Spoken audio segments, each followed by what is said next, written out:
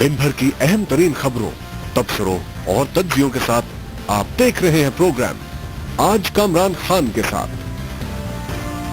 अस्सलाम वालेकुम, मैं हूं कामरान खान। आज का प्रोग्राम हमने नजर किया है 72 साल कबल मंजूर की जाने वाली उस करारदाद के नाम जिसकी बुनियाद पर पाकिस्तान की नजरियाती बुनियादें रखी गई थी और जिसे करारदाद पाकिस्तान कहा गया था।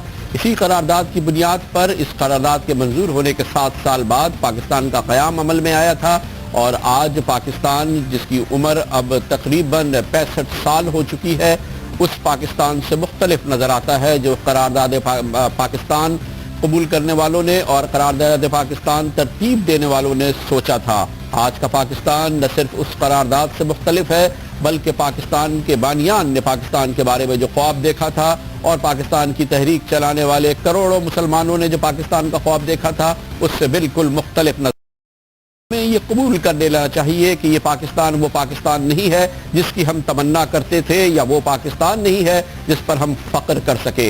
आज का पाकिस्तान मुख्तलिफ नज़र आता है बल्कि ये पाकिस्तान वो पाकिस्तान नज़र आता है जो दरअसल कांग्रेस से मुंसलिक और पाकिस्तान की तकसीम को ना कबूल करने वाले मुसलमान रहनुमा दिखाते थे। आज का पाकिस्तान अगर उसकी असल शक्ल देखे तो वही शक्ल नज़र आती है जो उस वक्त हमें दिखाई गई थी पाकिस्तान के नाम के खिलाफ उन मुसलमान रहनुमाओं की जानिब से जो कहते थे कि पाकिस्तान के नाम पे हिंदुस्तान की तकसीम दरअसल मुसलमानों के लिए कोई बहुत अच्छा फॉर्मूला नहीं है। मुसलमानों की फलाह का, इस खित्ते में रहने वाले बरसगीर में रहने वाले मुसलमानों की फलाह का ये मंसूबा नहीं है। हाकिम बदहन ये बात 100% तो सही साबित नहीं हुई लेकिन मुकम्मल तौर पर गलत साबित नहीं हुई है। इसी किस्म की एक तस्वीर हमें दिखाई जाती थी क़याम पाकिस्तान से कबल उन मुसलमान रहनुमाओं की जानिब से जो दरअसल कांग्रेस से मुंसलिक थे जो कि तक़सीम हिंद के खिलाफ थे। उनमें शामिल थे उस वक्त के कांग्रेस के सदर मौलाना अबुल कलाम आज़ाद। मौलाना अबुल कलाम आज़ाद की हर मुमकिन कोशिश थी कांग्रेस के सरबराह की हैसियत से कि हिंदुस्तान की तकसीम ना हो। उनका कहना यह था कि इससे मुसलमानों की फलाह यकीनी नहीं है बल्कि मुसलमानों के लिए परेशानी का मवाद है और मुसलमानों के लिए परेशानी का सामान पैदा हो सकता है हिंदुस्तान की तकसीम से। इसीलिए वो पाकिस्तान जो बनने जा रहा था उसकी जो मंजरकशी करते थे उससे उस वक्त तो लोग एग्री नहीं करते थे। जनाब कायद आज़म हज़रत मोहम्मद अली जिन्ना इसी वजह से मौलाना अबुल कलाम आज़ाद को दरअसल कांग्रेस का शो बॉय कहते थे। कांग्रेस उनके बकौल इसी वजह से उसको उन्होंने अबुल कलाम आज़ाद को अपना सदर बनाया था ताकि तकसीम को रोकने की कोशिश की जा सके। मौलाना अबुल कलाम आज़ाद कहते थे कि वो नजरियाती तौर पर और अपने विजन के लिहाज से समझते हैं कि पाकिस्तान जिस तरह से बनाया जा रहा है आगे चल के पाकिस्तान के लिए कड़े संगीन मसाइल होंगे। इसीलिए पाकिस्तान का जो ख्वाब अबुल कलाम आज़ाद देखते थे आज उस पर निगाह डालना बहुत ज़रूरी है क्योंकि वो ख्वाब गलत नज़र नहीं आता। वो ख्वाब और उसकी ताबीर भी इत्तफाक की बात यह है कि ये बात तस्लीम करने को दिल नहीं चाहता मगर ये ख्वाब और जो ख्वाब जो मौलाना अबुल कलाम आज़ाद पाकिस्तान के बारे में देखते थे वो कुछ सही नज़र आता है। इसकी तस्वीर कशी मौलाना अबुल कलाम आज़ाद जो उस वक्त कांग्रेस के सदर थे मुख्तलिफ तकारीर में और मुख्तलिफ इंटरव्यूज़ में करते रहे। इसी किस्म का एक इंटरव्यू उन्होंने दिया था उस वक्त शाया होने वाले जरीदे चटान को। चटान के मुरीद जनाब शोरिश काश्मीरी ने मौलाना अबुल कलाम आज़ाद का ये इंटरव्यू अप्रैल 1946 में लिया था, तकरीबन 1.25 साल कबल पाकिस्तान की तकसीम के, और उनसे मुस्तकबिल के खाके के बारे में पूछा था कि बर्र-ए-सग़ीर और पाकिस्तान अगर बनता है तो उसका रंग रूप क्या होगा और उसका मुस्तकबिल क्या होगा। तकरीबन 2 हफ्ते मौलाना अबुल कलाम आज़ाद से ये इंटरव्यू लिया था शोरिश काश्मीरी ने जो उन्होंने पाकिस्तान बनने के बाद अपनी किताब अबुल कलाम आज़ाद में शाया किया। जरा गौर से देखिए उसके इक़्तिबासात। अबुल कलाम आज़ाद पाकिस्तान के बारे में जो फ्यूचर देख रहे थे, पाकिस्तान के बारे में जो उनका विजन था, हमें साबित करना है कि वो गलत है और गलत है और गलत है। लेकिन फिलहाल ऐसा लगता नहीं है कि वो विजन और पाकिस्तान की वो तस्वीर जो अबुल कलाम आज़ाद देख रहे थे वो गलत है। शोरिश काश्मीरी के चटान मुझे रिसाले में जो इंटरव्यू उन्होंने दिया जो बाद में काश्मीरी की किताब में शाया हुआ उसके इक़्तिबासात आप सुनिए और आज के पाकिस्तान से उसका मवाजना कीजिए। मौलाना अबुल कलाम आज़ाद ने फरमाया, जिन्ना और लियाकत अली खां जब तक जिंदा हैं اس وقت تک مشرقی پاکستان کا اعتماد متزلزل نہیں ہو سکتا۔ لیکن دونوں رہنماؤں کے بعد ایک چھوٹا سا واقعہ بھی ناراضگی اور اضطراب پیدا کر سکتا ہے۔ ابوالکلام آزاد پھر پیشن گوئی کر رہے ہیں، میں محسوس کرتا ہوں کہ مشرقی پاکستان کے لیے بہت طویل مدت تک مغربی پاکستان کے ساتھ رہنا ممکن نہ ہوگا۔ دونوں خطوں میں کوئی بھی قدر مشترک نہیں سوائے اس کے کہ دونوں طرف رہنے والے اپنے آپ کو مسلمان کہتے ہیں۔ اس کی مزید تشریح ابوالکلام آزاد نے اپریل 46 میں کی۔ حقیقت یہ ہے کہ دنیا میں کہیں بھی مسلمان پائیدار سیاسی اتحاد پیدا ہی نہیں کر پائے۔ عرب دنیا کی مثال ہمارے سامنے ہے۔ جناب آزاد پھر کہتے ہیں مشرقی پاکستان کی زبان، رواج اور رہن سہن مغربی پاکستان کی اقدار سے مکمل طور پر مختلف ہیں۔ انہوں نے آگے چل کے اسی انٹرویو میں کہا، پاکستان کے قیام کی گرم جوشی ٹھنڈی پڑتے ہی اختلافات سامنے آنے شروع ہو جائیں گے جو جلد ہی اپنی بات منوانے کی حد تک پہنچ جائیں گے۔ عالمی کی جنگ میں یہ اختلافات شدت اختیار کریں گے اور پاکستان کے دونوں حصے الگ ہو جائیں گے۔ یاد رہے مولانا ابوالکلام آزاد یہ بات اپریل 1946 میں کہہ رہے ہیں۔ وہ پھر فرماتے ہیں مشرقی پاکستان کی علیحدگی کے بعد مغربی پاکستان خطے میں موجود تضادات اور اختلافات کا میدان جنگ بن جائے گا۔ پنجاب، سندھ، سرحد اور بلوچستان کا قومیائی تشخص بیرونی مداخلت کے دروازے کھول دے گا۔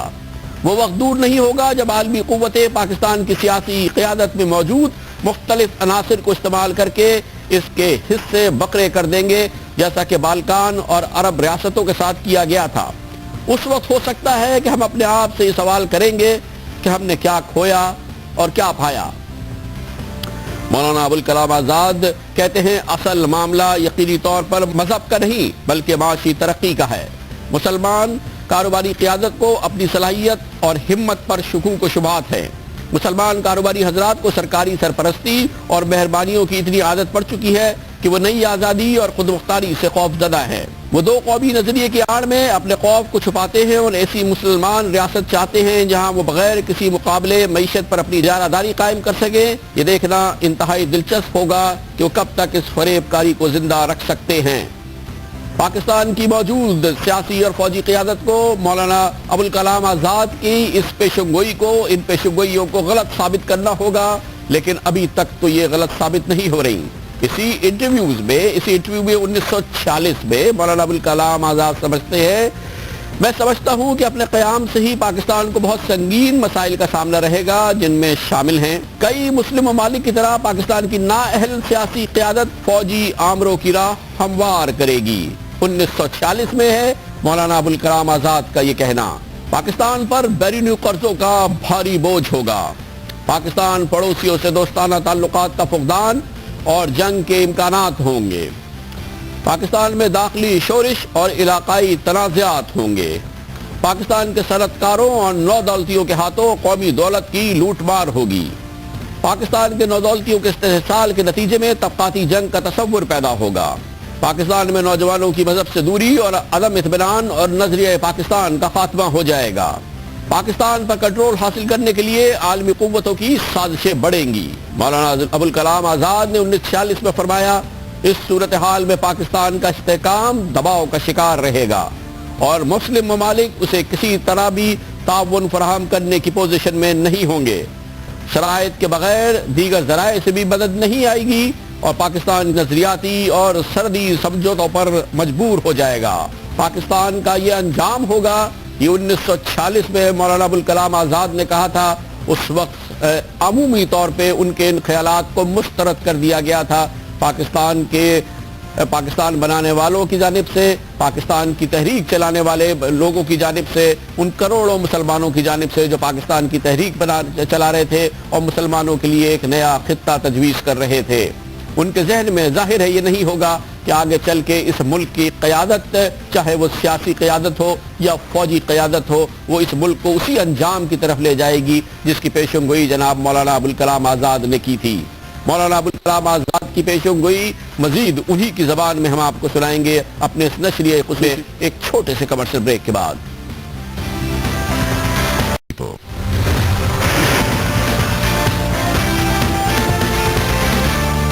Welcome back. 72ویں یوم پاکستان کے اس خصوصی نشریے میں وقت سے قبل ہم نے آپ کو تفصیل سے بتایا کہ پاکستان کے مستقبل کے بارے میں ہندوستان کی تقسیم سے پہلے ہندوستانی کانگریس کے رہنما مولانا ابوالکلام آزاد نے پاکستان کے مستقبل کے بارے میں کیا نقشہ کھینچا تھا، ان کے خیال میں پاکستان کس طرح کا بننے والا تھا۔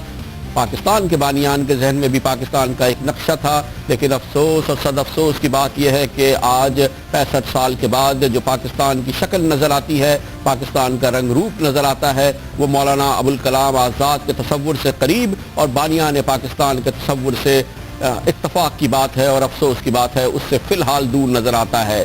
لیکن اب بھی وقت ہے اور وقت باقی ہے، پاکستان کی سیاسی اور فوجی قائدین ملے اور اس بات کا فیصلہ کریں کہ مولانا ابوالکلام آزاد کو جھوٹ ثابت کریں گے اور بانیان پاکستان نے پاکستان کا جو نقشہ کھینچا تھا، پاکستان کا جو تصور پیش کیا تھا، پاکستان کو عین اس کے مطابق بنائیں گے۔ مولانا ابوالکلام آزاد اس بارے میں جو کچھ کہتے رہے ہیں وہ ہم نے آپ کو بتایا دوران اسی ہندوستان کی تقسیم سے قبل اور اس کے فوراً بعد مسلسل ان کا اصرار تھا کہ یہ عمل درست صحیح نہیں ہے، مسلمانوں کے لیے بھی اور مسلمانوں کی قوت کے لیے بھی۔ مختلف مواقع پر انہوں نے تقاریر کی، ان میں سے ایک تاریخی تقریر میں انہوں نے اس بات پر زور دیا تھا کہ دراصل مسلمانوں کی قوت تقسیم ہو جائے گی پاکستان بننے سے اور اس سے سراسر مسلمانوں کو نقصان ہوگا۔ مولانا ابوالکلام آزاد کے افکار خود انہی کی زبان میں۔ اس زمین کو پاک اور ناپاک کے درمیان تقسیم کرنا ہی اسلامی تعلیمات کے منافی ہے۔ دوسری یہ کہ یہ پاکستان کی اسکیم ایک طرح سے مسلمانوں کے لیے شکست کی علامت ہے۔ ہندوستان میں مسلمانوں کی تعداد 10 کروڑ کے اندر ہے اور وہ اپنی زبردست تعداد کے ساتھ ایسی مذہبی و معاشرتی صفات کے حامل ہے کہ ہندوستان کی قومی و وطنی زندگی میں پالیسی اور نظم و نسق کے تمام معاملات پر فیصلہ کن اثر ڈالنے کی طاقت رکھتے ہیں۔ پاکستان کی اسکیم کے ذریعے ان کی یہ ساری قوت و صلاحیت تقسیم اور ضائع ہو جائے گی۔ ظاہر ہے یہ تصور اور یہ ویوز ہے، یہ تصور ہے ہندوستان کی کانگریس پارٹی کا تقسیم سے قبل۔ ضروری نہیں ہے کہ ہم مذہبی جذبے اور قومی جذبے سے سرشار ہو کے ان ویوز کو تسلیم جب ہم نے نہ کیا، اور ضروری نہیں ہے کہ ہم آج بھی تسلیم کریں، لیکن یہ ایک پوائنٹ آف ویو ضرور ہے جو مولانا ابوالکلام آزاد نے جب پیش کیا تھا اور تاریخ کے ورق سے ہم نے آج کے دن کے حوالے سے اسے دہرانا مناسب سمجھا ہے۔ مولانا ابوالکلام آزاد بھی تقریروں میں بارہا یہ بھی کہتے رہے تھے کہ تقسیم کے بعد دراصل پاکستان میں مغرب کا تسلط قائم ہوگا اور پاکستان میں مغرب کی اس وقت کی مغربی قوت اور عالمی قوت برطانیہ کا تسلط ہے، پاکستان پہ اس کی حکمرانی ہوگی۔ یہ بات بھی مولانا ابوالکلام آزاد کی غلط ثابت نہیں ہوئی۔ میرے بھائیو، میں آپ کو اس واقعے کی روشنی میں یہ بتانا چاہتا ہوں کہ جب لارڈ ویل کی جگہ لارڈ ماؤنٹ بیٹن ہندوستان کے آخری وائسرائے مقرر ہو کر آئے اور انہوں نے دھیرے دھیرے سردار پٹیل، جواہر لال نہرو، گاندھی وغیرہ کانگریسی رہنماؤں کو تقسیم کا نظریہ قبول کر لینے پر آمادہ کر لیا، بالآخر 3 جون 1947 کو ہندوستان کو 2 ریاستوں میں تقسیم کر دینے کی تجویز کا اعلان کر دیا گیا۔ میرے بھائی، یہ اعلان دراصل نہ تو ہندوستان کے مفاد میں تھا نہ مسلمانوں کے مفاد میں، اس سے صرف برطانوی مفاد کی حفاظت مقصود تھی، اس لیے کہ ہندوستان کی تقسیم اور مسلمان اکثریت کے صوبوں کی الگ ریاست قائم کر دینے سے برطانیہ کو بر صغیر میں اپنے پاؤں ٹکانے کا موقع حاصل ہو جاتا تھا۔ ایک ایسی ریاست جس میں مسلم لیگ کے نام سے برطانیہ کے پسندیدہ افراد برسر اقتدار آ جائیں گے، مستقل طور پر برطانیہ کے زیر اثر رکھی جا سکتی تھی اور اس کا اثر ہندوستان کے رویے پر بھی پڑنا لازمی ہوگا۔ ہندوستان جب یہ دیکھے گا کہ پاکستان میں انگریزوں کا اثر ہے تو وہ اپنے یہاں بھی انگریزوں کے مفاد کا لحاظ رکھے گا۔ آخرکار 14 اگست 1947 کو ہندوستان تقسیم کر دیا گیا۔ پاکستان اور ہندوستان کی 2 آزاد ریاستیں وجود میں آ گئیں جو یکساں طور پر برطانوی کامن ویلتھ کی ممبر بننے پر راضی ہو گئی اور پھر میرے بدترین خدشات صحیح ثابت ہونے لگے۔ ایک فرقہ دوسرے فرقے کا بدترین دشمن بن کر قتل عام، غارت گری اور لوٹ مار پر اتر آیا۔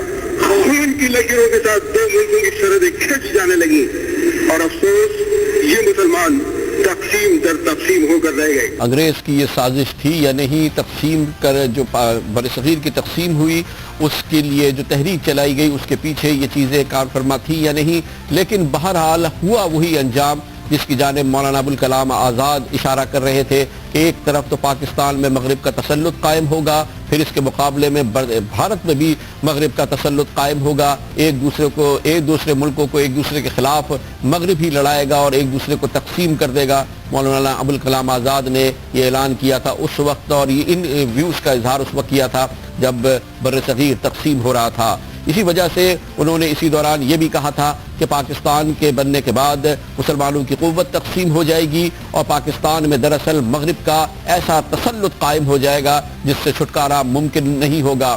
دراصل پاکستان کے بانیان نے ظاہر ہے کہ یہ تصور نہیں کیا تھا پاکستان کے مستقبل کے بارے میں، اسی لیے مولانا ابوالکلام آزاد اپنی تقاریر میں اور اپنے انٹرویوز میں مسلسل یہ کہتے رہتے تھے کہ جب قائد اعظم محمد علی جناح اور لیاقت علی خان اس پاکستان سے یا اس دنیا سے رخصت ہوں گے، جب اس دنیا سے رخصت ہوں گے تو اس کے بعد پاکستان میں اس قسم کی جمہوری سیاسی اور بالادستی یا پختگی اور سیاسی شعور والی قیادت نہیں ہوگی۔ اس کے بعد جو پاکستان کی سیاسی قیادت ہوگی دراصل وہ ملک کو مغربی تسلط کی طرف دھکیل دے گی۔ اسی لیے مولانا ابوالکلام آزاد کا کہنا تھا اب اگرچہ ہندوستان نے آزادی حاصل کر لی لیکن اس کا اتحاد باقی نہیں رہا۔ پاکستان کے نام سے جو نئی ریاست وجود میں آئی ہے جس میں برطانیہ کے پسندیدہ افراد کا برسر اقتدار طبقہ وہ ہے جو برطانوی حکومت کا پرورده رہا ہے، اس کے طرز عمل میں خدمت خلق اور قربانی کا کبھی کوئی شائبہ نہیں رہا ہے اور صرف اپنے ذاتی مفاد کے لیے یہ لوگ پبلک کے کاموں میں شریک ہوتے رہے ہیں۔ اور پاکستان کے قیام کا صرف ایک ہی نتیجہ نکلا ہے کہ بر صغیر میں مسلمانوں کی پوزیشن کمزور ہو۔ پروگرام کا بچہ ہے۔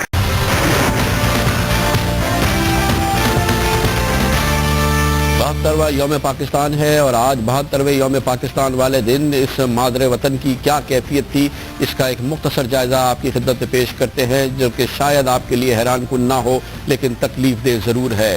آج سارا دن کراچی کے وسط میں لیاری کے علاقے میں پولیس اور مظاہرین کے درمیان شدید گولہ باری اور آنسو گیس کا تبادلہ ہوتا رہا، فائرنگ کا تبادلہ ہوا ہے۔